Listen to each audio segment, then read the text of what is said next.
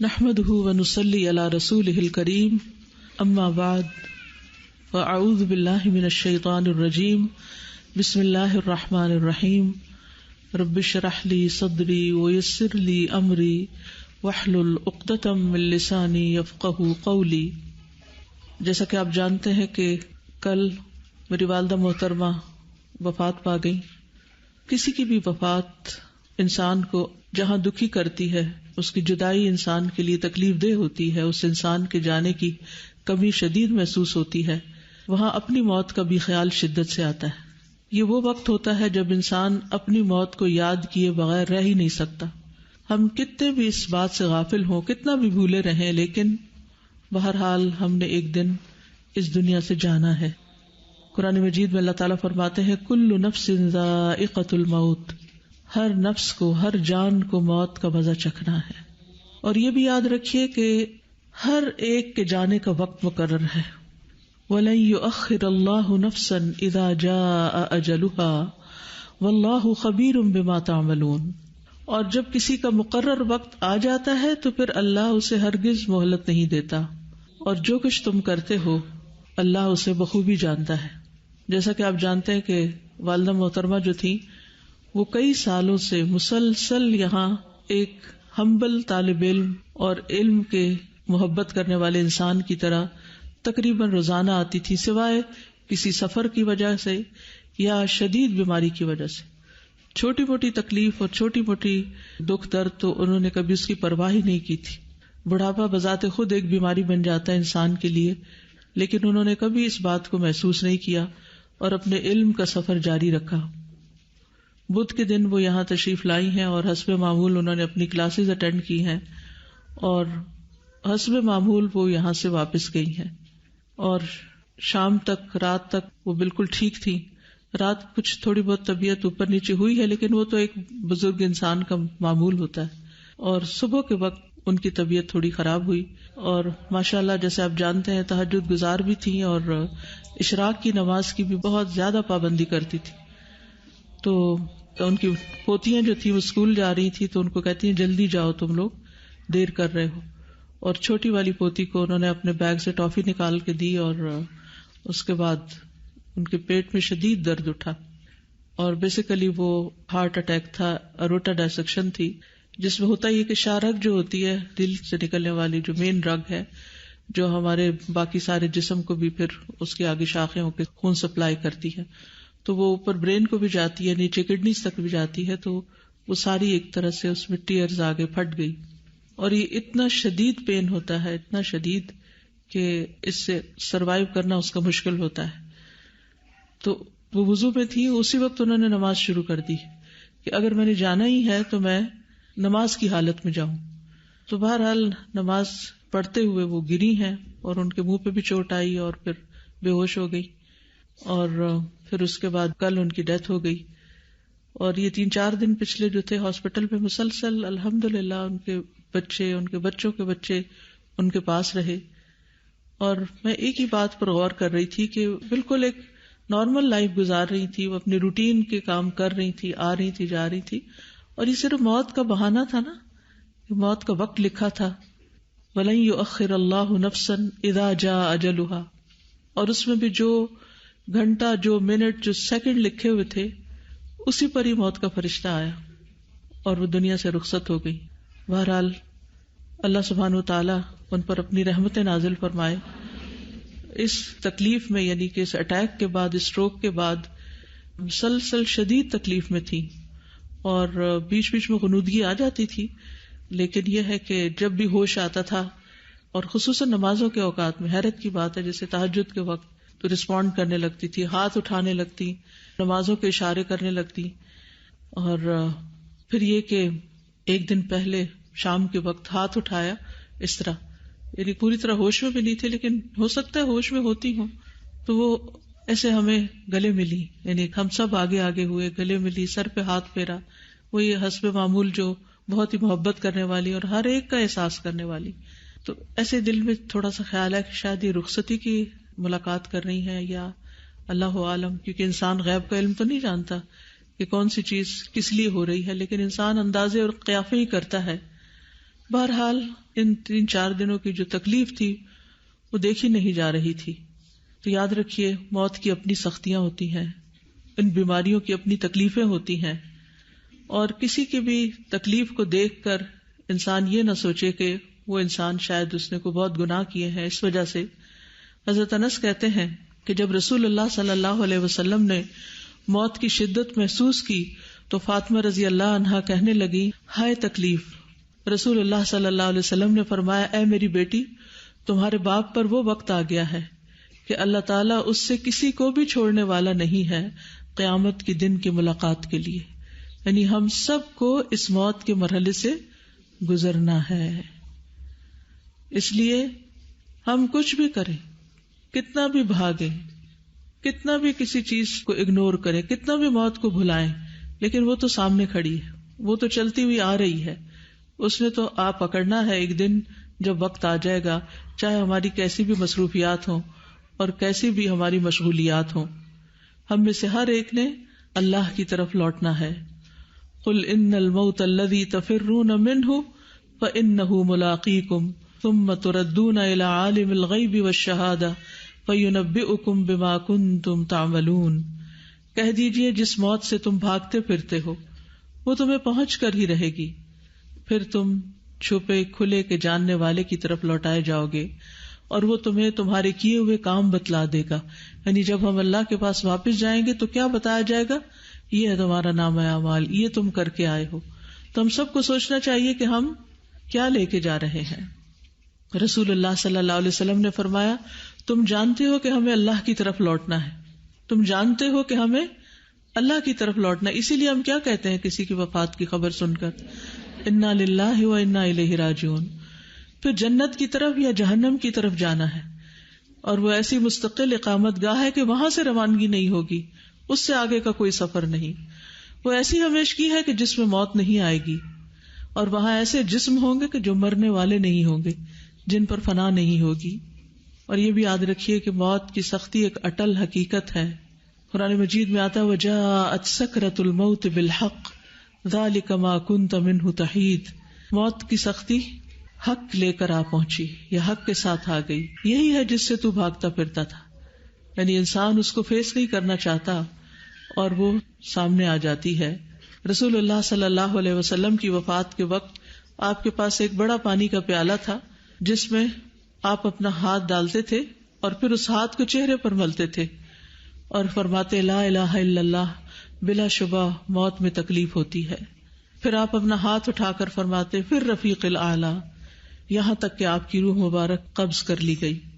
حضرت عائشہ کہتی ہے کہ نبی صلی اللہ علیہ وسلم کی وفات ہوئی تو آپ میری ہنسلی کی ہڈی اور ٹھوڑی کے درمیان سر رکھے ہوئے تھے اس جگہ. جب سے میں نے نبی صلی اللہ علیہ وسلم پر موت کی سختی دیکھی ہے اس کے بعد میں نے موت کی سختی کو کسی کے لیے برا نہیں سمجھا. یعنی اللہ کے رسول صلی اللہ علیہ وسلم جو اللہ کے بہت پیارے تھے، محبوب تھے، ان پر بھی تکلیف گزری. تو پھر ہم سب کو اپنے بارے میں سوچنا چاہیے کہ ہم اس کے لیے اللہ تعالیٰ سے کتنی دعائیں کریں، کتنی فریادیں کریں اور کتنی اس کی تیاری کریں. لیکن مومن کی موت جو ہوتی ہے وہ دوسری موتوں سے مختلف ہوتی ہے. اسے مرتے ہی سلامتی اور جنت کی بشارت دی جاتی ہے. سورۃ النحل میں آتا ہے الذین تتوفاہم الملائکۃ طیبین یقولون سلام علیکم ادخلوا الجنۃ بما کنتم تعملون، ادخلوا الجنۃ بما کنتم تعملون. وہ لوگ جو پاک سیرت ہوتے ہیں، فرشتے ان کی روح قبض کرنے آتے ہیں تو کہتے ہیں تم پر سلام ہو، جو اچھے عمل تم کرتے رہے اس کے صلے میں جنت میں داخل ہو جاؤ. اسی طرح یہ پکار آتی ہے یا ایتھا النفس المطمئنہ ارجعی الی ربک راضیۃ مرضیہ فادخلی فی عبادی وادخلی جنتی. اے نفس مطمئنہ، اپنے رب کی طرف لوٹ چل، تو اس سے راضی، وہ تجھ سے راضی، بس میرے خاص بندوں میں داخل ہو جاؤ اور میری جنت میں داخل ہو جاؤ. اور خصوصاً اگر انسان بہت نیک ہو تو اس کی رخصتی کا وقت ایسا ہوتا ہے فَأَمَّا إِن كَانَ مِنَ الْمُقَرَّبِينَ فَرَوْحٌ وَرَيْحَانٌ وَجَنَّةُ نَعِيمٍ وَأَمَّا إِن كَانَ مِنْ أَصْحَابِ الْيَمِينِ فَسَلَامٌ لَكَ مِنْ أَصْحَابِ الْيَمِينِ. بس اگر وہ مقربین میں سے ہے تو اس کے لیے راحت عمدہ رزق اور نعمت والی جنت ہے، لیکن اگر وہ دائیں ہاتھ والوں میں سے ہوا تو تجھ پر سلام ہو کہ تو دائیں ہاتھ والوں میں سے ہے، یعنی اس کو بھی فرشتے آ کر سلام کرتے ہیں. امی کی وفات کے وقت زکیہ پاس تھی. السلام علیکم. وعلیکم السلام. جب امی کی وفات ہوئی تو میں اور میری بیٹی یہ ساتھ ہی بیٹھی، سعودیہ سے آئی تھیں نانی اماں کو ملنے کے لیے. ہم دونوں پاس تھے اور ڈاکٹر شاہین مفتی بھی جو شفا ہاسپٹل میں ہوتی ہیں، ان کی امی سے بہت محبت تھی تو ان کا ہاتھ امی کے ہاتھ میں تھا.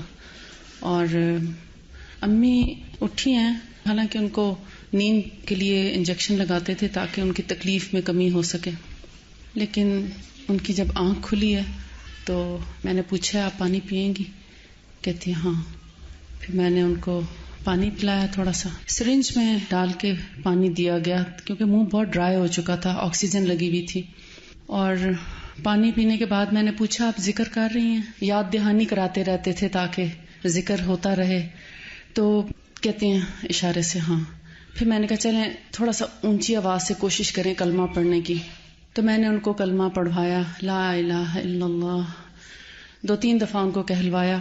کلمہ کہہ کے وہ پھر آکسیجن ماسک لگانے لگے تو لگا دیا انہوں نے ماسک.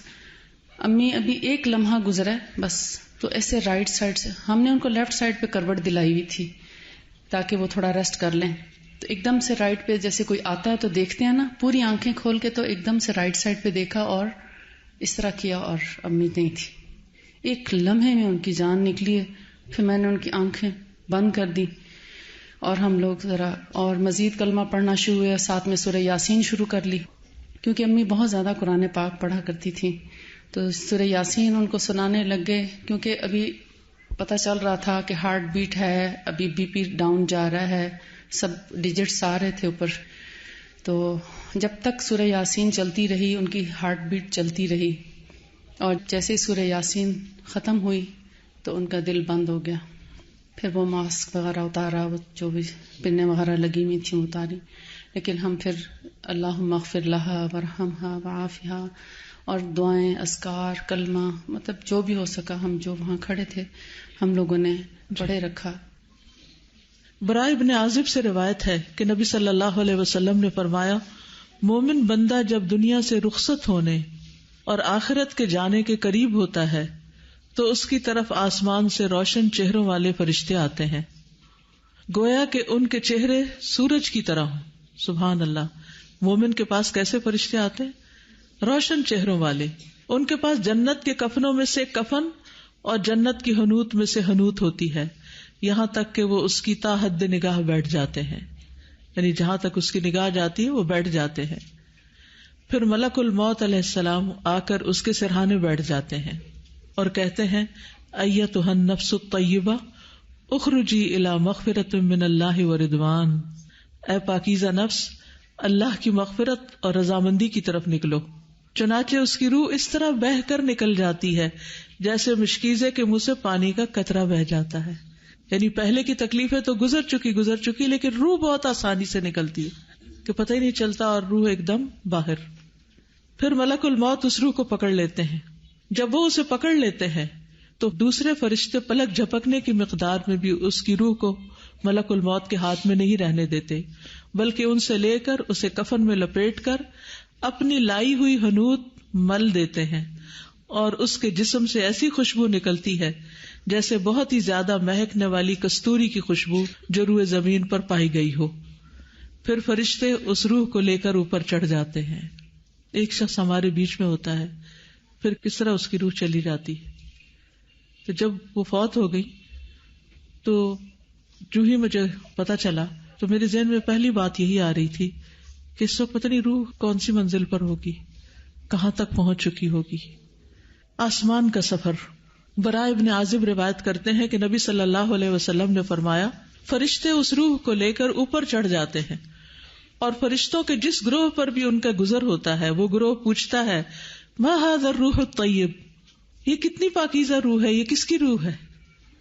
اب آپ دیکھیے کہ اگر آپ ایمان کی حالت میں زندگی بسر کرتے ہیں، نیک کام کرتے ہوئے بسر کرتے ہیں، تو روح نکلتی کیسے ہے، اور پھر کس طرح اس کو اچھے کفن میں لپیٹ کر، اور کتنے اچھے فرشتے آتے ہیں اور پھر کس طرح لے کے جاتے ہیں. اور راستے میں بھی جہاں سے گزرتی ہے فرشتوں کے گروہ جو ہیں وہ پوچھتے ہیں یہ کون پاکیزہ روح ہے. لفظ پہ غور کیجئے, ما ھذا الروح الطیب.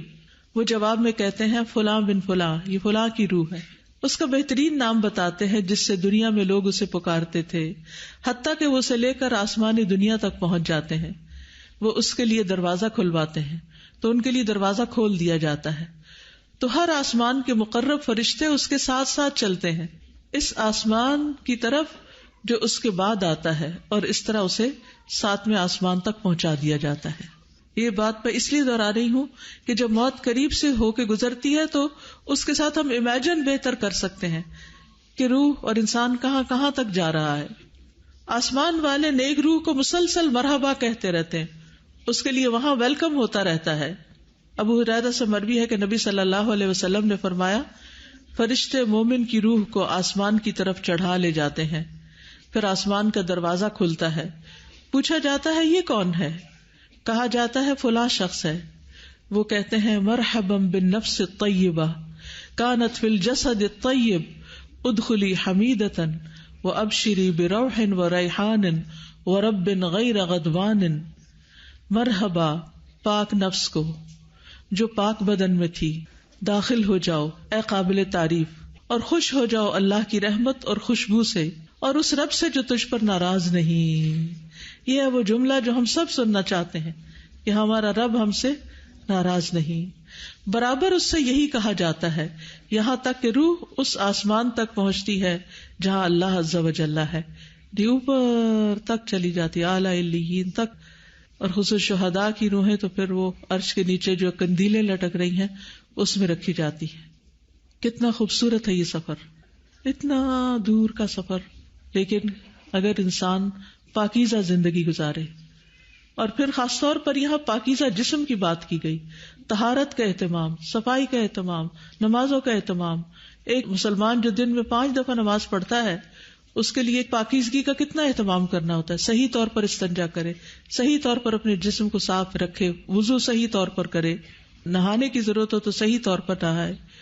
امی جان کے بارے میں بھی میں اس بات کی گواہی دیتی ہوں کہ انہیں اپنی پاکیزگی کا بہت زیادہ خیال رہتا تھا. چھوٹے چھوٹے بچے تھے, ہم 12 بہن بھائی تھے ماشاءاللہ. آج آپ دیکھیں کسی عورت کے 2 بچے بھی ہوتے تو اٹھا اٹھا کے پھینکتی کہ ہم سے نہیں پالے جاتے. اور اب تو ہم بہت مصروف ہو گئے, نماز روزہ قرآن سب کچھ بھول جاتا ہے. لیکن ہم نے نہیں ان کو کبھی دیکھا کہ کبھی قرآن کا ناغہ کیا یا کبھی نماز چھوڑی ہو. اور اگر بچے پیشاب کرتے تھے تو بار بار ہم دیکھتے تھے کہ وہ واش روم جاتی اور جا کر اپنی ٹانگیں دھو رہی ہیں اور جسم دھو رہی ہیں, کیونکہ اس زمانے میں پیمپرز کا رواج نہیں تھا اور نہ ہی کوئی ایسی فیسلٹیز ہوتی تھی. اور جس عورت کے 12 بچے ہوں, بلکہ 13 ہوئے تھے, ایک فوت ہو گیا, تو آپ سوچئے کہ وہ کتنے فریکوینٹلی ایک کے بعد ایک چھوٹا بچہ ہی نہیں, چھوٹے بچے کے بغیر گود خالی نہیں ایک طرح سے کہ جو اس ایج کو ہو, لیکن انتہا درجے کی پاکیزگی کا خیال رکھتی تھی. پھر روح کو آسمان سے دوبارہ نیچے لایا جاتا ہے. براء ابن عازب کہتے ہیں نبی صلی اللہ علیہ وسلم نے فرمایا جب روح کو 7ویں آسمان تک لے جایا جاتا ہے تو اللہ تعالیٰ فرماتے ہیں کہ میرے بندے کا نامہ اعمال علیین میں لکھ دو اور اسے واپس زمین کی طرف لے جاؤ, کیونکہ میں نے اپنے بندوں کو زمین کی مٹی سے ہی پیدا کیا, اسی میں لوٹاؤں گا, اسی سے دوبارہ نکالوں گا. چنانچہ اس کی روح جسم میں واپس لوٹا دی جاتی ہے. مومن میت جلد قبر کی طرف جانے کی خواہش رکھتی ہے, اس لیے جنازوں میں تاخیر نہیں کرنی چاہیے کہ فلاں بھی آ جائے, فلاں بھی آ جائے, وہ منہ دیکھ لے, وہ منہ دیکھ لے. ٹھیک ہے, ایک حد تک سب کا خیال کرنا چاہیے, لیکن اب لوگوں کی خاطر میت کو تو اپنے اصل مقام تک پہنچنے سے نہیں روکنا چاہیے. اسی لیے کل تقریباً 11:30 اور 11:45 کے بیچ میں ڈیتھ ہوئی اور 2:45 بجے نہلا کر ان کو بالکل تیار کر کے رکھ دیا گیا تھا. آپ میں سے بہت سے لوگوں نے ماشاءاللہ دیکھا بھی, اور الحمدللہ مغرب کی نماز کے بعد جنازہ پڑھ کر ان کو دفنا دیا گیا. تو کوشش یہی تھی کہ ہر چیز سنت کے مطابق ہو اور جلد اپنی منزل تک پہنچے. نبی صلی اللہ علیہ وسلم فرماتے تھے جب جنازہ رکھا جاتا ہے پھر لوگ اسے کاندھوں پر اٹھاتے ہیں, اس وقت اگر مرنے والا نیک ہوتا ہے تو کہتا ہے قدمونی قدمونی, مجھے جلدی لے کے چلو, مجھے جلدی لے کے چلو. جب وہ دفنا دیا جاتا ہے تو باہر والوں کے قدموں کی چاپ سنتا ہے, کیونکہ روح اب کہاں ہے؟ جسم میں آ گئی ہے. اب جسم میں روح آ جائے واپس تو آپ سوچئے انسان اپنے ماحول سے ایک طرح سے جاگ اٹھتا ہے نا کہ میں یہ کہاں ہوں. تو وہ وقت کیسا ہوگا کہ جب انسان منو مٹی نیچے اپنے آپ کو پھر محسوس کرے کہ میں کہاں ہوں، اور پھر اس کے کانوں میں آواز بھی آ رہی ہو کہ سب چھوڑ کے مجھے جا رہے ہیں. اس لیے عثمان بن عفان سے روایت ہے کہ نبی صلی اللہ علیہ وسلم جب میت کی تدفین سے فارغ ہو جاتے تو اس کے پاس کچھ دیر ٹھہرتے اور فرماتے اپنے بھائی کے لیے مغفرت طلب کرو، اس کے لیے ثابت قدمی کی دعا کرو کیونکہ اب اس سے سوال ہوگا. لیکن افسوس یہ کہ ہمارے ہاں کیا ہوتا ہے، ادھر جنازہ اٹھا، ادھر ہم باتوں میں مصروف ہو گئے، آپس کی میل ملاقات میں ہم اس کو ایک سوشل گیدرنگ بنا لیتے ہیں، اور دیر کے بعد رشتہ دار ملے ہوتے ہیں. ٹھیک ہے ملنا ہے، ابھی ٹھہر کے تھوڑی دیر کے بعد بہت باتیں کر لیں، لیکن اس وقت تھوڑا سا وقار اور سکینت میں وقت گزارے. اپنی پڑ گئی ہم کو، ہم میت کے بارے میں تو کچھ سوچیں اور ان کے لیے تو کچھ دعائیں کریں. تو ایسے موقع پر اگر ہمیں واقعی جانے والے سے محبت اور پیار ہو تو ہم اپنی خواہش چھوڑ کر پہلے اس کے لیے دعا کریں، اور خاص طور پر جو قبرستان میں موجود ہوں وہ دفناتے ہی نہ وہاں سے چلے جائیں بلکہ تھوڑا سا رکیں. پھر قبر کے 3 سوالوں کی باری آتی ہے. حدیث میں آتا ہے قبر میں دفن کرنے کے بعد میت کو کہا جاتا ہے کہ اب اٹھ کر بیٹھ جاؤ، تو وہ بیٹھ جاتا ہے. اس کے لیے سورج کی شکل بنا دی جاتی ہے گویا وہ غروب ہونے کے قریب ہے، یعنی عصر کا وقت جا رہا ہو. تو اس کو کہا جاتا ہے تم بتاؤ اس شخص کے بارے میں تم کیا کہتے ہو جو تم سے پہلے تھا، اور تم اس پر کیا گواہی دیتے ہو. یعنی نبی صلی اللہ علیہ وسلم کے بارے میں پوچھا جاتا ہے تو وہ کہتا ہے مجھے چھوڑ دو کہ میں نماز پڑھ لوں. یہ کون کہے گا کہ میں نماز پڑھ لوں؟ جو دنیا میں کہتا ہے کہ چھوڑو میں اپنے کام چھوڑوں، اور لوگوں کو بھی ایکسکیوز کر کے اٹھ جاتا ہے اور اپنی نماز کی فکر کرتا ہے. وہ کہتے ہیں یقیناً تم ایسا کرو گے، پہلے ہمیں اس بارے میں خبر دو جس کے بارے میں ہم تجھ سے پوچھ رہے ہیں. براء بن عازب کہتے ہیں کہ انہوں نے کہا کہ ہم رسول اللہ صلی اللہ علیہ وسلم کے ساتھ ایک انصاری کے جنازے میں گئے. ہم قبر کے پاس پہنچے تو ابھی لحد تیار نہیں ہوئی تھی، تو رسول اللہ صلی اللہ علیہ وسلم بیٹھ گئے اور ہم بھی آپ کے ارد گرد بیٹھ گئے گویا کہ ہمارے سروں پر پرندے ہوں. آپ کے ہاتھ میں چھڑی تھی، آپ اس سے زمین کورید رہے تھے. آپ نے اپنا سر اٹھایا اور فرمایا اللہ سے قبر کے عذاب کی امان مانگو. یعنی اس وقت لحد تیار نہیں ہوئی تھی اور آپ یہ دعا سکھا رہے تھے. آپ نے 2 یا 3 بار یہ فرمایا اور فرمایا جب لوگ واپس جاتے تو میت قدموں کی آہٹ سنتی ہے، جبکہ اس سے یہ پوچھا جا رہا ہوتا ہے اے فلاں تیرا رب کون ہے، تیرا دین کیا ہے اور تیرا نبی کون ہے. یہ ہے اصل ٹیسٹ، یہ ہے اصل امتحان. اور پھر جب وہ کہتا ہے دینی الاسلام اور پھر ہوا رسول اللہ اور ربی اللہ، تو پھر وہ پوچھتے ہیں تجھے کیسے علم ہوا؟ وہ کہتا ہے قرأت کتاب اللہ فآمنت بہ وصدقت، میں نے اللہ کی کتاب پڑھی، میں اس پر ایمان لایا اور اس کی تصدیق کی. تو خوش قسمت ہے آپ جو اللہ کی کتاب پڑھ رہے ہیں، کیونکہ اگر اللہ کی کتاب نہیں پڑھی تو کیا پتا کہ اس میں کیا لکھا ہے، کیا کہتی ہے یہ، اور پھر وہاں کے ٹیسٹ میں کیا جواب دیں گے. پھر کیا ہوتا ہے، ایک منادی کرنے والا اعلان کرتا ہے تحقیق میرے بندے نے سچ کہا، اسے جنت کا بستر بچھا دو، اس کو جنت کا لباس پہنا دو، اس کے لیے جنت کی طرف سے دروازہ کھول دو. اللہ کرے کہ ہماری والدہ کے لیے ایسا ہی ہوا ہو. فرمایا جنت کی طرف سے وہاں کی ہوائیں، راحتیں اور خوشبوئیں آنے لگتی ہیں، اور اس کی قبر کو نگاہ کی وسعت کی حد تک، یعنی جہاں تک نگاہ جاتی ہے قبر وسیع معلوم ہونے لگتی ہے، اس کو وسیع کر دیا جاتا ہے. لیکن اس کے برعکس جو جواب نہ دے پائے اور جو کافر اور منافق ہے وہ جواب نہیں دے پاتا، تو پھر اس پہ اندھا گنگا فرشتہ مقرر کر دیا جاتا ہے جس کے پاس بھاری گرز ہوتا ہے. اس پہ اس طرح مارتا ہے کہ اگر پہاڑ پہ بھی مارا جائے تو مٹی مٹی ہو جائے. پھر قبر میں نیک اعمال مومن کی حفاظت کرتے ہیں. یہ جو قبر کا بیان ہے اور قبر کی بات ہے، مجھے اپنے بچپن کی سب سے پہلی تعلیم جو اپنی والدہ سے ملی تھی، مجھے وہ منظر آج تک نہیں بھولا. پہلے زمانے میں نیچے بیٹھ کے پکانے والے مٹی کے تیل کے چولہے ہوتے تھے، تو امی بیٹھ کے اس پہ کھانا پکا رہی تھی اور میں پاس بیٹھی ہوئی تھی. ان کا اکثر یہی ہوتا تھا کہ کھانا پکاتے وقت، کھلاتے وقت ہم سب کو نیچے ہی پاس بٹھا لیا کرتی تھی. تو مجھے انہوں نے اس دن شاید مشکات شریف سے، کیونکہ میرے والد سے وہ پہلے پورا قرآن کا ترجمہ انہوں نے پڑھا، میری پیدائش سے تقریباً 8 دن پہلے ختم ہوا تھا ان کا قرآن، تکمیل ہوئی تھی.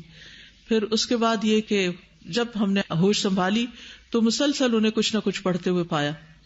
تو انہوں نے شاید قبر کا بیان پڑھا تھا، تو سب سے پہلے قبر کے بارے میں انہوں نے مجھے بتایا. کھانے پکاتے ہوئے ساتھ ساتھ بتانے لگی قبر میں ایسے ہوتا ہے، فرشتہ آتا ہے، یہ سوال پوچھتا ہے. پھر یہ گرز کا لفظ پہلی دفعہ میں نے وہیں پر سنا اور میرا رنگ پیلا ہو گیا. خوف کے مارے. ہم تو کہتے ہیں نا بچوں کو نہ بتاؤ، بچے ڈر جائیں گے. نہیں تو پھر کب بتائیں گے؟ اور اگر بچپن میں ان کے دل میں یہ باتیں نہیں بیٹھی تو بڑے ہو کر کیا بیٹھیں گی؟ پھر یہ ہوا کہ اتنے میں میرے ماموں آ گئے. مجھے یہ بھی یاد ہے، وہ کہتے تم اس کو کیا بتا رہی ہے، تم نے دیکھا نہیں اس کا رنگ کتنا پیلا ہو رہا ہے. لیکن آپ دیکھیے رات بھی یہی میں غور کر رہی تھی، من کہتی کہ وہ ماں جو ہمیشہ سے قبر کے بارے میں فکر مند رہتی تھی، آج قبر میں پہلی رات ہے ان کی. اللہ اس رات کو ان کے لیے دنیا کی ہر رات سے زیادہ پرسکون بنا دے اور ان کے لیے راحت اور آرام. اور دنیا میں ظاہر بزرگوں کو رات کو کئی دفعہ واش روم جانا پڑتا ہے، کئی قسم کی تکلیفیں لاحق ہو جاتی ہیں، نیند نہیں آتی. آپ نے بھی کبھی دیکھا ہوگا کہ کلاس میں ان کو کبھی جھونکا آ جاتا تھا کیونکہ رات کی نیند ان کی پوری نہیں ہوتی تھی.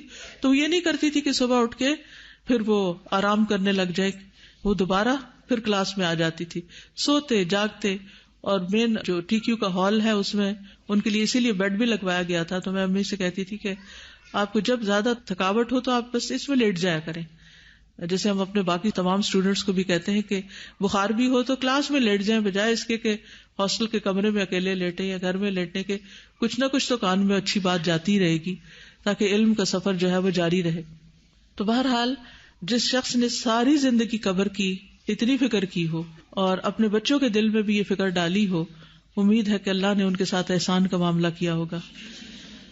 اب مومن کی حفاظت قبر میں کیسے ہوتی ہے، کیا کیا چیزیں وہاں کام آتی ہیں؟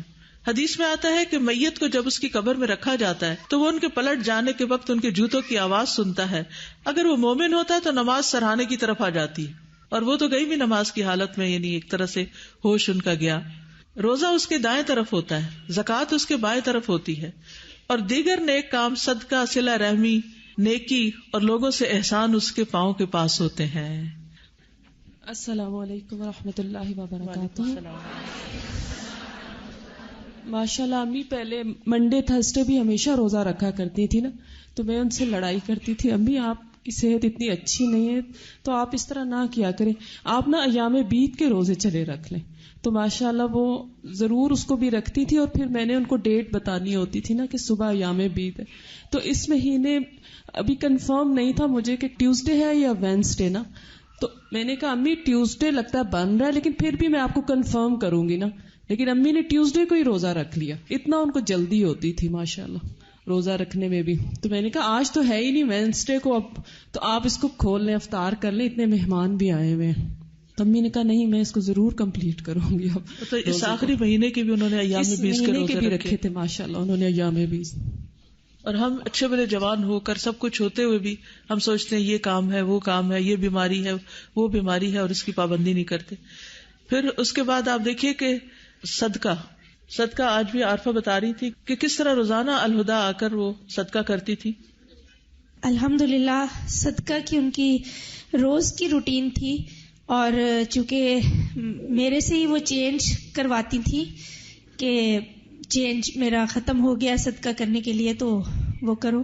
تو میں ان کا پرس دیکھ رہی تھی کھول کے، تو صدقے کے پیسے جو انہوں نے آنے والے دنوں میں کرنا تھا وہ موجود تھے نا، کیونکہ ان کی روٹین تھی اور وہ حدیث کے مطابق صدقہ کرتی تھی، جیسے کہ اتنا اتنا کرنا ہے جو انہوں نے بخاری میں پڑھا تھا.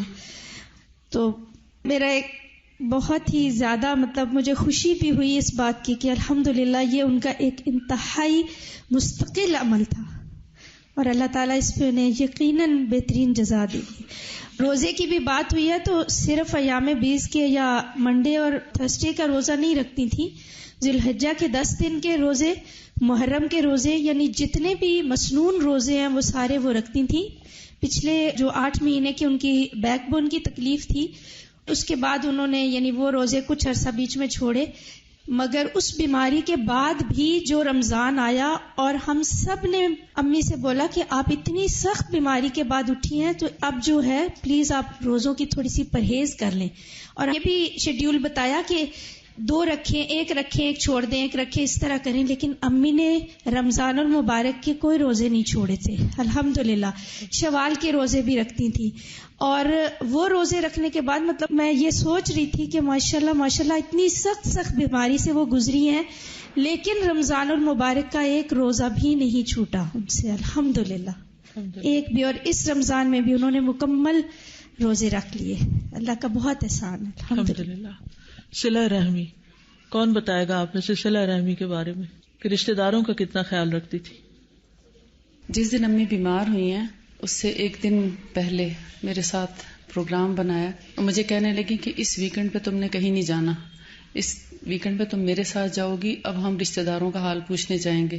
تو ہمارے ماموں ان کے بھائی سرگودا میں بیمار ہیں، بلکہ ان کی دعا بھی کیجیے گا۔ تو کہنے لگی ان کا حال پوچھنے کے لیے جانا ہے اور تم میرے ساتھ چلو اور اپنے بیٹے کو بھی ساتھ لے کے چلو۔ تو میں نے عمر سے بات کی کہ تم میرے ساتھ چلو گے نانی اماں اس طرح کہہ رہی ہیں، تو اس نے اوکے کر دیا، ٹھیک ہے انشاءاللہ ہم ہفتے کو جائیں گے اور اتوار کو واپس آئیں گے۔ تو میں نے کہا مجھے تو اس ویکنڈ پہ لاہور میں کام تھا۔ تو کہنے لگی کوئی بات نہیں، لاہور بھی بلکہ جائیں گے۔ دو ان کے دل میں باتیں تھیں، ایک تو یہ کہ نگت باجی کے جو مدر ان لا ہیں ساس، وہ بیمار ہیں، ان کو اتنی تکلیف ہے کہ وہ اپنے ہوش و حواس میں نہیں ہیں۔ تو کہنے لگی ان کو تو نہیں پتا چلے گا کہ ہم آئے ہیں، لیکن اللہ تو راضی ہو جائے گا کہ ہم نے اپنے رشتہ داروں کا خیال رکھا۔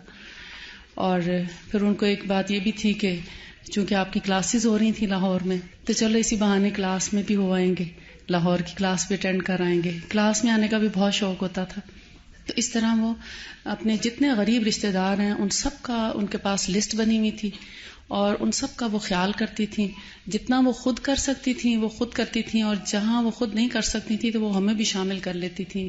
کبھی کبھی ہم سے بھی کہتی تھی، ہم سب کو بتاتی تھی کہ فلاں کے ساتھ یہ مسئلہ ہے، اس کے بچے کی فیس دینی ہے، اس کی ضرورت پوری کرنی ہے، وہ بیمار ہے، اس کا خیال کرنا ہے، وہ بہت تکلیف میں ہے، ان کے مسائل آج کل ایسے ہو گئے ہیں۔ تو یعنی ہماری امیڈیٹ فیملی سے ہٹ کر اپنی دور دراز کے بھی جو ہمارے فیملی ممبرز ہیں سب کا ایک ایک کا ان کا خیال ہوتا تھا کہ وہ کس حال میں ہے اور ان کی کیسے مدد کرنی چاہیے اور کس طرح کریں۔ تو مالی مشکلات ہوں یا ان کے لیے کپڑوں کا انتظام، ان کے لیے دواؤں کا، ان کی جس بھی چیز کی ضرورت ہوتی تھی وہ ہمیشہ کوشش میں رہتی تھی۔ کسی کا آپریشن ہے، کسی کو علاج کے لیے ضرورت ہے، یا کسی کا بچہ پیدا ہونے والا ہے، یا کسی کے ساتھ کوئی اور مسئلہ ہو گیا، تو ہر ایک کے دکھ درد کا ان کو خیال ہوتا تھا اور ہر ایک کے بارے میں وہ پوری طرح آگاہ رہتی تھی۔ اللہ تعالیٰ بلکہ میرا سورس آف انفارمیشن وہی تھی۔ میں جب ادھر ادھر سفر پر ہوتی تھی تو میں جس وقت بھی کال کرتی ساروں کا A to Z سب کا حال پوچھتی، فلاں کیسے، کیونکہ مجھے پتا ہوتا تھا ان کے پاس سب کی انفارمیشن۔ میں الگ الگ ماشاءاللہ 12 بہن بھائی ہیں ہم، تو ہر ایک کو کال کرنا، اور بعضوں کو آگے سے کوئی ملتا نہیں تو پتہ ہی نہیں چلتا کہ اس کا حال کیا ہے۔ تو امی سے پوچھ کے تسلی ہو جاتی تھی کہ سب کی خبر مل گئی، تو ایک سکون آ جاتا تھا کہ سب ٹھیک ہے، یا اگر کوئی مسئلہ مسائل ہے تو اس کے لیے کوئی کوشش یا دعا یا جو بھی کرنی ہے۔ اور پھر نماز، تو نماز میں صرف فرض نمازیں نہیں بلکہ فوزی شاید بتا رہی تھی کہ جمعہ وہ ان کے ساتھ پڑھا کرتی تھی۔ پھر اس کے بعد یہ کہ تہجد کی نماز تمیہ رات کے وقت ان کے پاس ہوتی تھی۔ السلام علیکم۔ رات کے وقت میں ان کے پاس 3 راتیں میں نے ان کے ساتھ گزاری الحمدللہ۔ تو یہی ہوتا تھا کہ جیسے ہی وہ جاگتی تھیں یا ایون سو رہی ہوتی تھیں تو میں یا تو تلاوت کرتی تھی یا اذکار پڑھتی تھی۔ تو دوسری رات میں نے نوٹ کیا کہ تقریباً 4:30-5 بجے کہ میں تسبیحات پڑھ رہی تھی، اور جب میں نے پڑھنا شروع کیا اللہم لک الحمد انت قیم السماوات والارض ومن فیہن، تو وہ ایک دم سے الرٹ ہو گئی۔ اور دعا میں آتا ہے کہ انت الحق ووعدک الحق، تو جب میں حق پڑھتی تھی تو وہ بھی یعنی ان کا منہ ہلتا تھا ساتھ ساتھ۔ تو پھر میں نے تہجد کی، یعنی مجھے ایک دم سے خیال ہے کہ تہجد کا وقت ہے، تو میں نے سورہ آل عمران کی آخری آیات پڑھنا شروع کی۔ تو بہت سن رہی تھی وہ، پھر ہاتھ اٹھاتی تھی جیسے دعا پڑھ رہی ہوں۔ تو جب میں نے مکمل کی تلاوت آیات کی تو انہوں نے ایسے ہاتھ اوپر کیے جیسے نماز پڑھ رہی ہوں۔ تو میرے ماموں نے کہا کہ نماز پڑھو، تو میں نے پڑھنا شروع کر دی۔ میں نے اللہ اکبر کہی، دعا استفتاح پڑھی، تو ان کا ہاتھ بندے رہے مسلسل۔ پھر سورہ فاتحہ پڑھی، تھوڑی سی تلاوت کی، تو ماشاءاللہ یعنی وہ ہاتھ ان کے چیسٹ پہ ہی رہے۔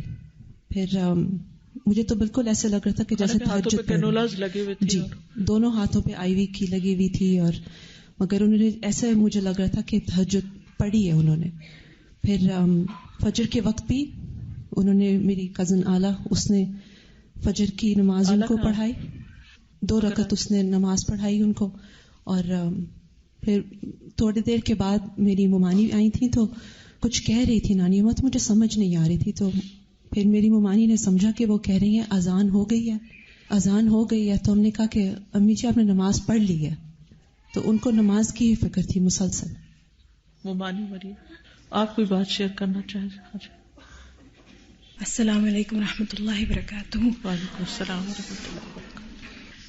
امی جیسا میں نے شفیق کوئی ہستی نہیں دیکھی، حالانکہ میری ساس تھیں، لیکن بہت ہی شفقت اور ہر وقت ان کی جو محبت تھی وہ ہمیں محسوس ہوتی تھی، اور بہت ہی پیار سے انہوں نے ہمیں رکھا. بلکہ بعض دفعہ میں یہ سوچتی ہوں کہ جتنا ان میں صبر تھا، کہ کیونکہ جب شادیاں ہو کے جاتی ہیں چھوٹی لڑکیاں اور کبھی دیر سے اٹھ رہے ہیں یا کچھ، کبھی انہوں نے ہمیں جھڑکا نہیں یا کوئی اعتراض نہیں کیا تھا.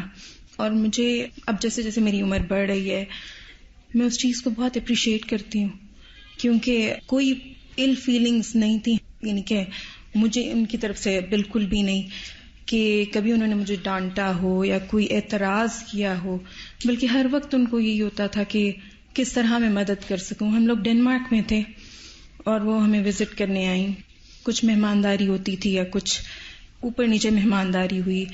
مجھے یاد ہے کہ میں برتن دھو رہی تھی اور میں ساتھ ساتھ رو رہی تھی، تو میرے پاس آ کے کھڑی ہو گئی کہ تو انہوں نے کہا پلیز تم بیٹھ جاؤ، میں برتن دھوتے ہوتی ہوں. لیکن مجھے ابھی تک وہ یاد ہے ان کی وہ ہر بات، ان کی ہر حلوہ بہت اچھا بناتی تھی اور مریم کو حلوہ پسند تھا. میری شادی ہوئی اور مجھے اتنی محبت سے انہوں نے اپنے پاس بٹھانا، اور ساتھ ہی وہ چولہے کے ساتھ ہی میری پیڑھی رکھتے نہیں. حالانکہ مجھے کرنے چاہیے تھے جو کام، انہوں نے کبھی یہ نہیں کہا، یا کوئی ان کی ایکسپیکٹیشنز نہیں تھی ہم سے. ان کو بس یہ تھا کہ میں کیا دے سکتی ہوں.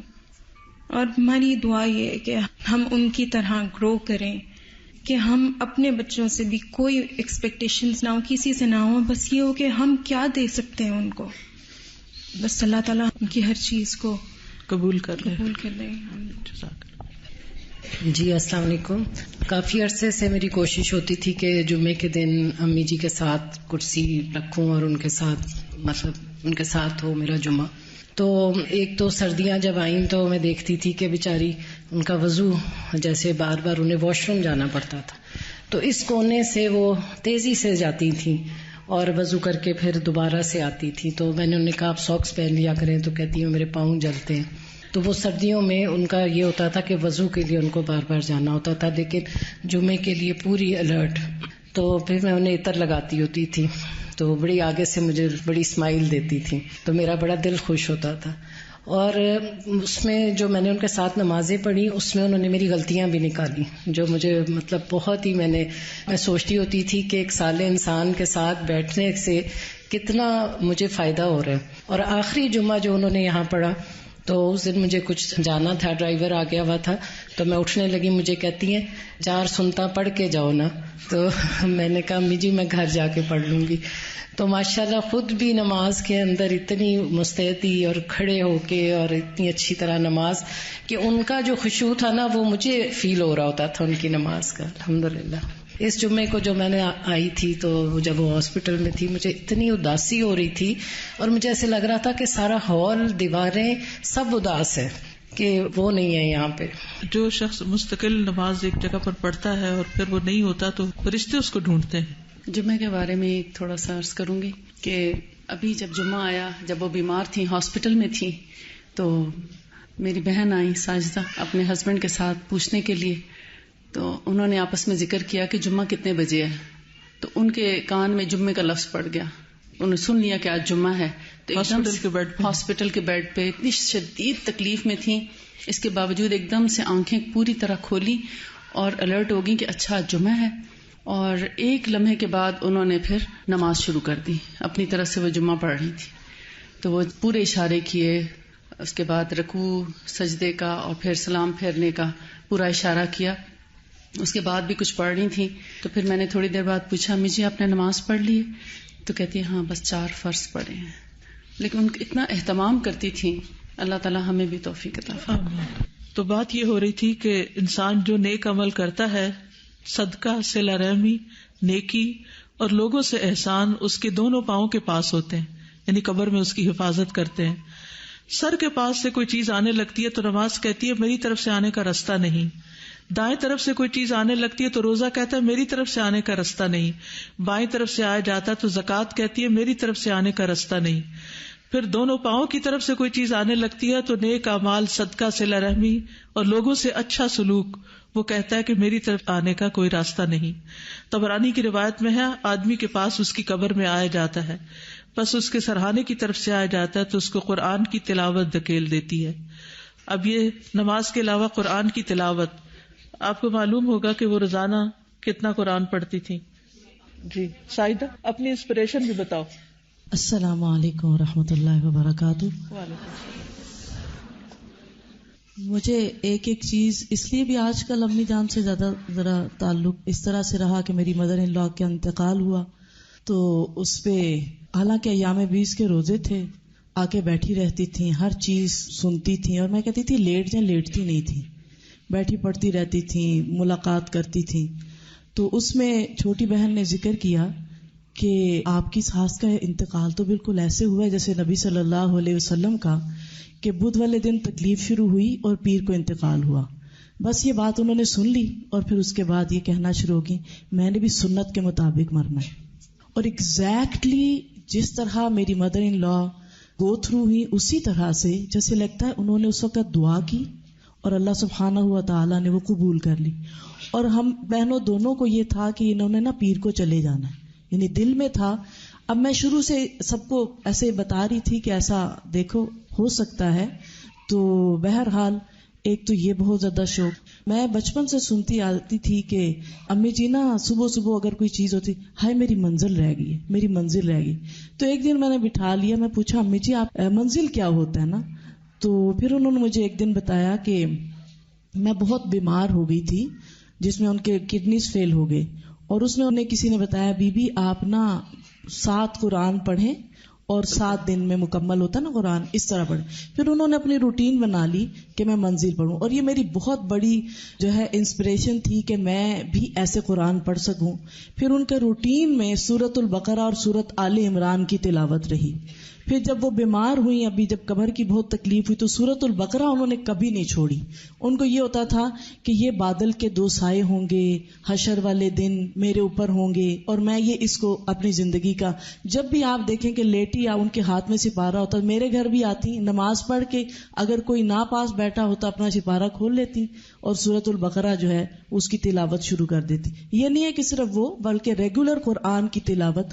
جب تک ہمت رہی وہ منزل بھی ساتھ پڑھتی رہی اور ساتھ ساتھ جو ہے وہ سورۃ البقرہ اور سورۃ آل عمران بھی پڑھتی رہی. تو اس سے پھر جب میں نے بھی وہ سلسلہ شروع کیا تو مجھے پوچھتی تھی اچھا تو کتنا پڑھے ہے, یعنی ایک ہوتا نا کہ آپ کتنا پڑھ رہی ہو, کیا کر رہی ہو, اور اچھا تسبیح پہ کیا پڑھ رہی ہو. یہ جو شوق تھا نا ان لوگوں کا, مدر ان لا کا بھی اور میری امی کا بھی, کہ یہ کیا ہے تاکہ میں بھی یہ اتنا کر سکوں. تو اللہ تعالیٰ ان کی اس چیز کو, میں ان کے پاس ہاسپٹل میں بیٹھی قرآن پڑھتے ہوئے اللہ تعالیٰ سے یہ دعا کر رہی ہوتی تھی یا رب العالمین, یہ میں نے اپنی ماں سے یہ چیز انسپریشن لی ہے کہ کثرت سے تلاوت کرنا, آپ قبول کریں اور اس کا اجر ان تک ضرور پہنچائیں کہ میں نے جہاں سے لی ہے وہ اللہ تعالیٰ ان کے لیے آسانیاں فرمائیں. ایک چیز کہ قرآن پڑھنے کے لیے وہ یہ بھی کرتی تھی کہ اپنے لیے یعنی ایسے ریسورسز اپنے پاس رکھتی تھیں, جیسے سورہ البقرہ اور سورہ آل عمران کو انہوں نے محبوب بھائی سے اسپیشلی کہہ کے ایک بائنڈنگ کروائی ہوئی تھی کہ یہ میرے پاس اکٹھی رہے.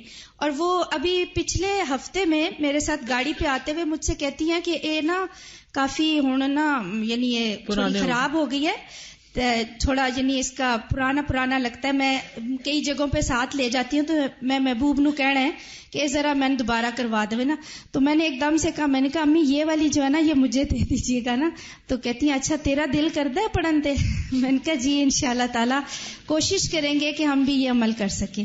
تو یہ ایک ہوتی ہے کہ وہ ہر وقت یعنی وہ چیزیں انہیں اپنی رینیو کرنے کی بھی تمنا رہتی تھی کہ جو وہ عمل کیا کرتی تھی. اچھا ان کے نا دراز میں نے بنائے ہوئے تھے کہ اس میں کتابیں رکھ کے جائے, بخاری, فقہ القلوب, بھاری کتابیں. تو وہ کہتی تھی آپ اتنا بھاری بیگ اٹھا کے لے جاتی ہیں تو کچھ کتابیں ادھر ہی چھوڑ دیا کریں. نوٹس کی کاپیاں پڑی ہوئی تھی, لکھے ہوئے بھری ہوئی. اور قرآنی اور مسنون دعاؤں کی کتاب میں نے دیکھی تو وہ پرانی ہو چکی. میں نے کہا یا اللہ یہ اتنی پڑھی گئی ہے, یعنی کبھی میں نے کسی کی کتاب اس طرح پرانی نہیں دیکھی کہ وہ پڑھ کے پرانی ہو گئی ہو. تو تیمیہ کہتی کہ جب میں رات کو وہ اذکار پڑھتی تھی, ان کی یہ دعائیں پڑھتی تھی, تو وہ ایک طرح سے رسپونڈ کرتی تھی، یعنی کہ ان کو سمجھ آ رہی ہوتی تھی کہ کیا پڑھا جا رہا ہے. یعنی اگر انسان کو دعا پڑھنے کی عادت اور میننگ بھی پتا ہو تو ہی انسان ان کو پڑھ سکتا ہے. نکھت آپ بھی کچھ کہیں. السلام علیکم ورحمۃ اللہ وبرکاتہ. وعلیکم السلام. امی کی بہت ساری باتیں تو الحمدللہ آپ کو پتہ چلی. میں ایک ایسے پہلو کی طرف ضرور توجہ دلانا چاہتی ہوں کہ کس طرح سے وہ شوق اور رغبت دلاتی تھیں مستقل علم حاصل کرنے کے لیے، مستقل کام کرنے کے لیے، اور کس طرح سے اپنے کام پر جو مان ہوتا ہے نا انسان کو، ڈبوتا تو وہی مان ہے نا انسان کو، تو امی اس مان کو ختم کرنے کے لیے کیسے کام کرتی تھیں. میں بہت چھوٹی تھی تو مجھے کہتی تھیں کہ جب آپ پیدا ہونے والی تھیں تو کوئی صاحب آئے تھے ہمارے پاس اور انہوں نے کہا تھا کہ آپ کی یہ بیٹی جو ہے وہ بہت زیادہ لکھنے پڑھنے کا کام بہت کرے گی. تو مجھے اس وقت سمجھ نہیں آتی تھی کہ اچھا سارے ہی لکھتے پڑھتے ہیں تو میں نے کون سا کوئی الگ لکھ پڑھ لینا ہے.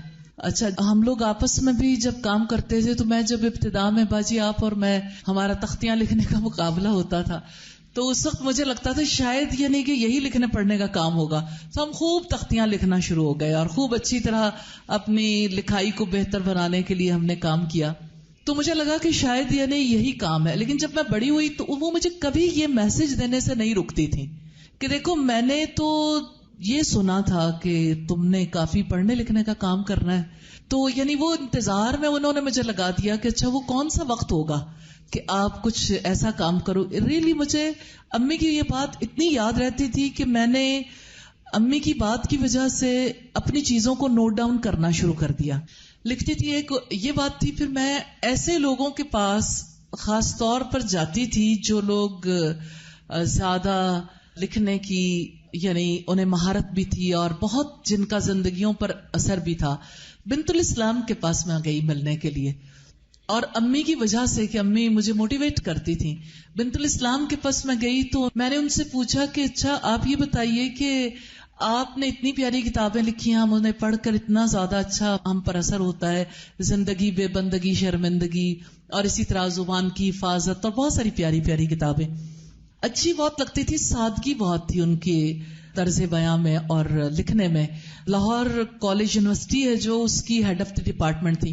میں لاہور کالج یونیورسٹی میں بھی ان کے پاس ملنے کے لیے گئی.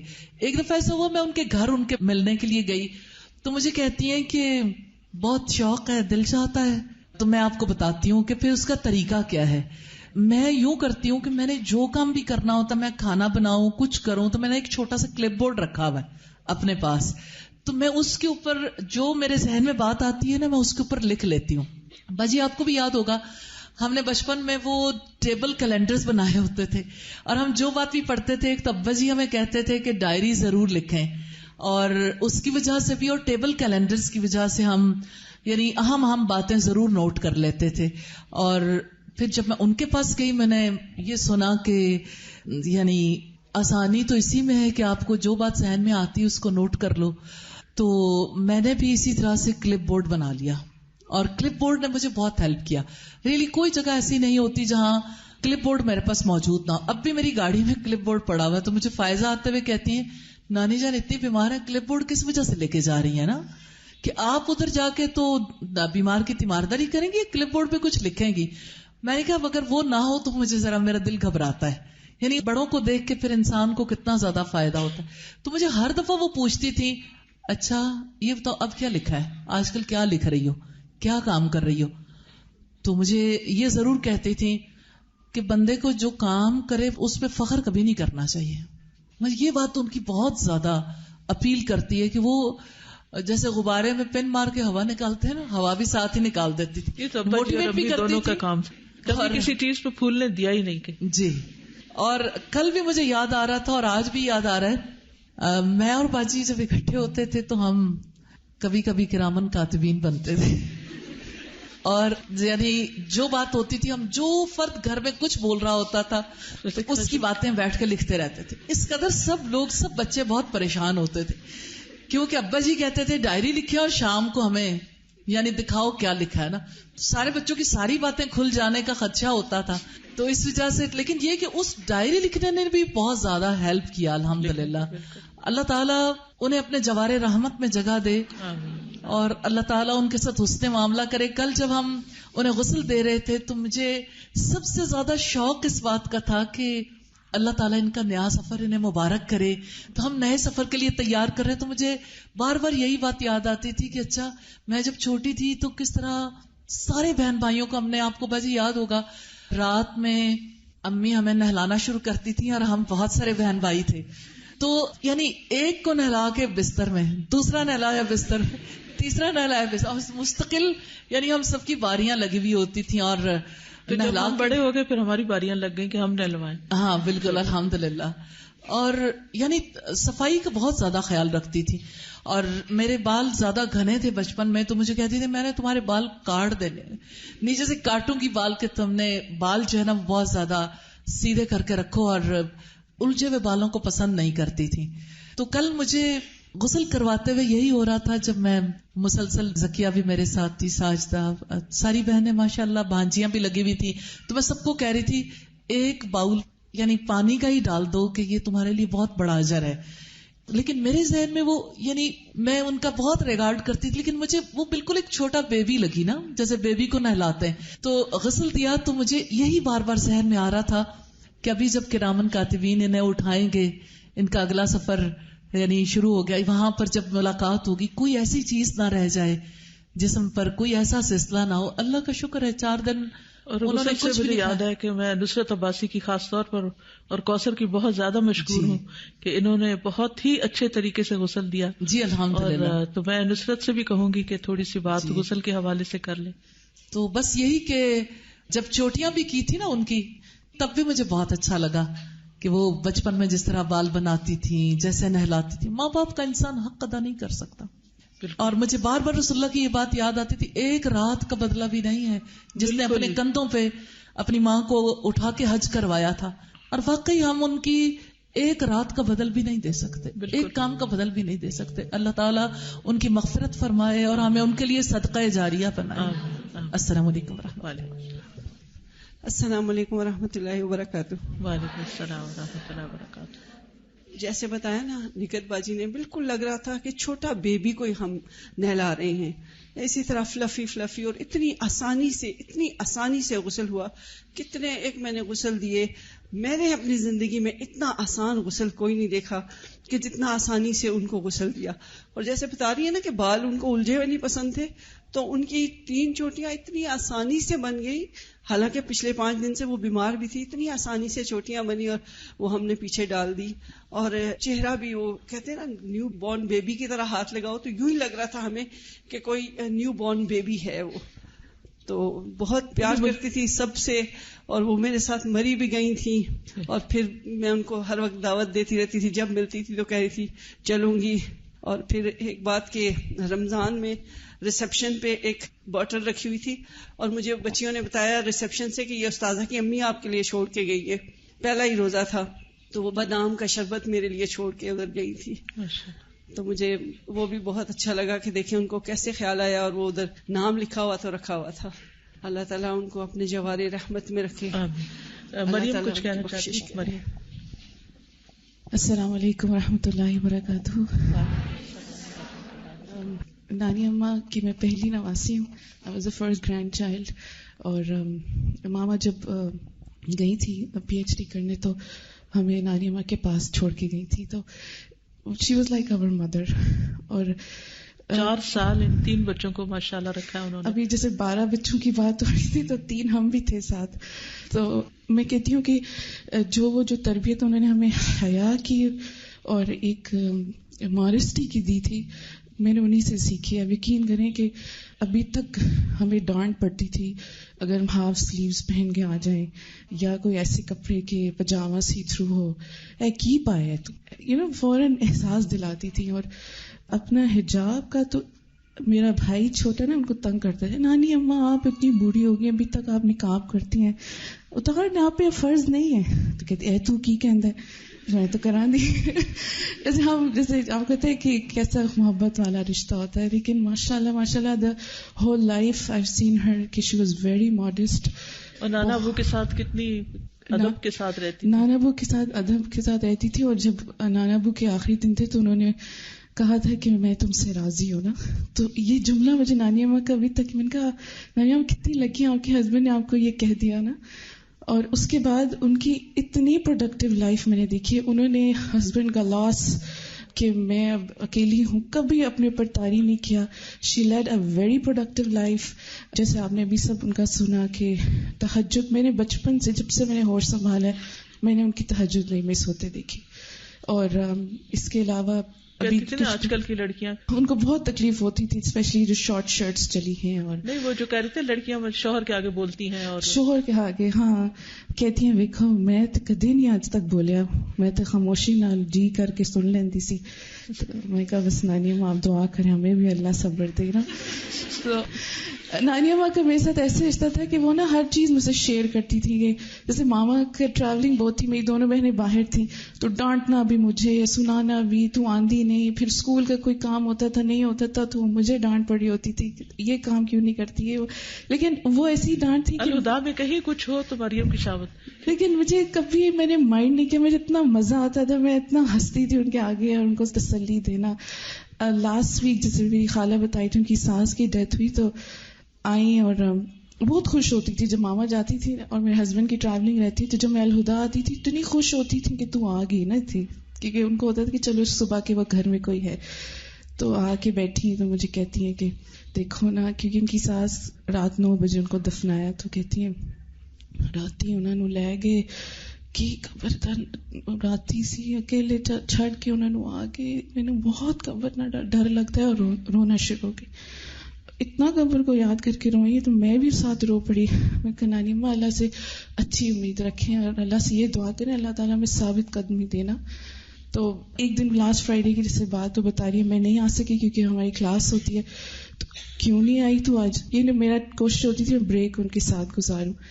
تو بس I would really miss وہ چیزیں جو میں ماما سے نہیں شیئر کر سکتی تھی نانی اماں کو شیئر ہر. آج یہ ہوا گھر میں، آج اس نے ایسے کیا، ماسی کے ساتھ یہ ہو گیا تو اچھا بے نصیحتیں کرتی تھی. اور لاسٹ شی ہیڈ کلیکٹڈ سم منی تو وہ بھی جانے سے پہلے انہوں نے اسکول کے لیے دے دیے. عمرہ کے لیے انہوں نے اکٹھے کیے تھے، وہ بھی اسکول کے لیے دے دی کہ اسکول بلڈنگ میں دے دینا. اسکول جو بن رہا ہے تو اس کے لیے اور انہوں نے کہا کہ نانی اماں آپ کے پیسے جو جمع ہے صدقہ کریں گی؟ تو کہتی ہاں. تو کہتے کہ کہاں دیں؟ اسکول کے لیے، اسکول بلڈنگ کے لیے دے دیں؟ تو کہتی ہاں. اور اسکول کی جو چیز ہوتی تھی بڑھ کے حصہ لیتی تھی. میں حیران ہوتی تھی اگر کبھی ہم غلطی سے بھول جائیں ان کو بلانا تو بس میں تو 2 دن ڈر کے ہمارے سامنے ہی نہیں جاتی تھی کہ ابھی نانی مجھے کچھ کہے گی. لیکن میں وہی کہ اتنی ہوش مند خاتون تھی، ایک ایک چیز پہ نظر کوئی غلط نہیں ہونے دیتی تھی. کچن میں کوئی چیز جل جاتی تھی یا کچھ ہو جائے تو اس پہ ہمیں خبر، کیونکہ ماما کے لیے بہت سینسٹیو ہوتی تھی نا کہ ماما کے گھر کی کوئی چیز نہ خراب ہو جائے. اور ایک دفعہ بھی پچھلے دنوں کچھ 2 لڑکیاں وہاں ماما کے گھر کے پیچھے جا رہی تھی، میں نے نہیں نوٹ کیا تو نانی او ویک وہ 2 کتنے جاندی پہ روکو نہ. میں کہا نانی اماں اتنی حیران کو یہ غلط طریقے سے جا رہی ان کو روکو. پھر میں بھاگی کچن کی طرف، لڑکیاں نے تو کوئی حال ہی نہیں نا مرداں دی جگہ سے جا رہی ہیں، کیونکہ ان کو بس یہ ہوتا تھا کہ لڑکی جو ہے نا وہ بہت ماڈسٹ ہونی چاہیے، با حیا ہونی چاہیے، مردوں سے ان کا اتنا کھلی انٹریکشن نہیں ہونی چاہیے. اپنے آپ کو بھی بہت احتیاط میں رکھتی تھی. کبھی لیٹی ہوتی تھی اور باہر سے کوئی مرد گزر جائے تو ماریا جاوید ایڈمن میں ہم دونوں ساتھ ساتھ ہی ہوتے تھے تو ماریا کو آ کے کہتی تھی کہ انہوں نے رو کے آ جان دینے تھے، میں لیٹی ہونی ہوں. تو یعنی اپنی حیا کا، ہر چیز کا، اور ہر ایک کے لیے she was so concerned about everyone. I mean ابھی مجھے فیل ہوا ہے کہ ہر کوئی یہ کہتا ہے میں ان سے اتنا کلوز تھا، وہ میرے لیے اتنا کرتی تھی. Like everybody loved her and she loved everyone. سب کا پوچھتی تھی، میرے سسرال والوں کا ایک ایک کا پوچھتی تھی. تو یہ بہت بڑی میں کہتی ہوں چیز ہے کہ آپ اتنا بڑا خاندان اور پھر اس کو نبھانا. اور آپ ماشاء اللہ میں کل گن رہی تھی we are 45 almost grandchildren. لائک نانی کے ہم 45 گرینڈ چلڈرن ہیں ٹوٹل. اور جو گارڈ تھا وہ ہمیں CCU میں بہت سختی کرتا تھا کہ نہیں جانا. تو ایک دن میں نے کہا دیکھیں ان کے 12 بچے اور ہم نے جانا ہے. یعنی آپ روکے نہ کریں ابھی. اور ابھی تو یہ نہیں بتایا تھا کہ ہم ساری کزنز بھی ہیں، تو بس جب ہم جاتے تھے ہمیں بس یہ جیسے تیمیہ، آلہ، آمنہ، عریج میں جو بھی جاتا تھا بس ان کو ہوتا قرآن سناؤ. پھر میری بہن نہیں آ سکی، اس کا ویزا کا مسئلہ تھا، وہ آن لائن ان کو قرآن سناتی تھی. اور بس ہم تینوں کو تو یہی ہو رہا تھا کہ ہماری امی چلی گئی ہے نا، کیونکہ ماما 4 سال جو ہم نے نہیں گزارے لیکن انہوں نے بالکل ماں کی طرح ہمارا خیال رکھا ہے. الحمدللہ. جزاکم اللہ خیرا. استاذہ نانی جان کی ایک بات اور شیئر کرنی ہے، اللہ تعالیٰ ان پر رحم فرمایا. یاسمین آنٹی سے بات ہم شام کو کر رہے تھے آپس میں، تو وہ مل کے آئی تھی ان سے، تو وہ کہہ رہی تھی، میں نے ان سے پوچھا کہ کیا ہوا تھا صبح نا جب آپ نہیں تھیں، تو کہتی میں نماز پڑھ رہی تھی تو مجھے بہت درد محسوس ہوا نا، تو پہلے میں نے سوچا میں کسی کو بلاؤں نا، مجھے لگا کہ مجھے کچھ ہو رہا ہے نا، تو پھر میں نے کہا کہ اگر مجھے کچھ ہونا ہی ہے نا تو نماز کی حالت میں ہو جائے. میں نے نماز اور لمبی کر دی. میرے بیٹے ہشام نے مجھے میسج بھیجا امی کی جب طبیعت کا سنا. انشاءاللہ اللہ سبحانہ تعالی will make it easy. We are all here for a short while. Inshallah, if she survives then alhamdulillah. If not then alhamdulillah.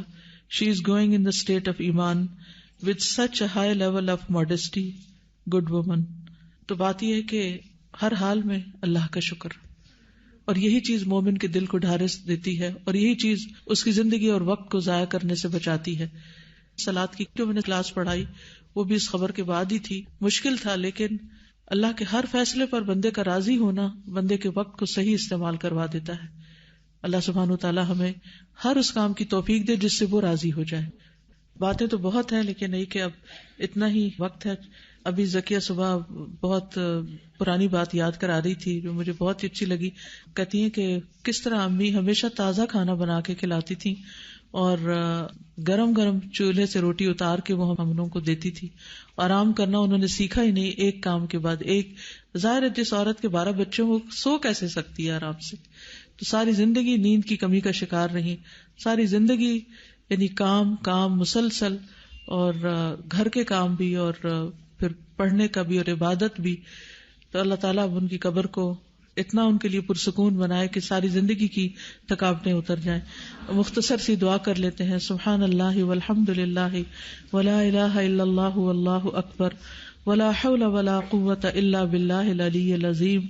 اللہم صلی علی محمد وعلی آل محمد کما صلیت علی ابراہیم وعلی آل ابراہیم انک حمید مجید. اللہم بارک علی محمد وعلی آل محمد کما بارکت علی ابراہیم وعلی آل ابراہیم انک حمید مجید. اللہم اغفر لها اللہم اغفر لها اللہم اغفر لها وارحمها وارحمها وارحمها وعافها وعافها وعافها واعف عنها واعف عنها واعف عنها واکرم نزلها ووسع مدخلها واغسلها بالماء والثلج والبرد ونقها من الخطايا كما ينقى الثوب الأبيض من الدنس. اللهم أبدلها دارا خيرا من دارها وأهلا خيرا من أهلها وزوجا خيرا من زوجها. اللهم أدخلها الجنة وأعيذها من عذاب القبر ومن عذاب النار.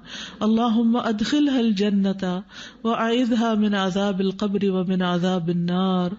اللهم أدخلها الجنة وأعيذها من عذاب القبر ومن عذاب النار. وأعذها من عذاب القبر ومن عذاب النار. وأعذها من عذاب القبر ومن عذاب النار. ربنا تقبل منا إنك أنت السميع العليم وتب علينا إنك أنت التواب الرحيم.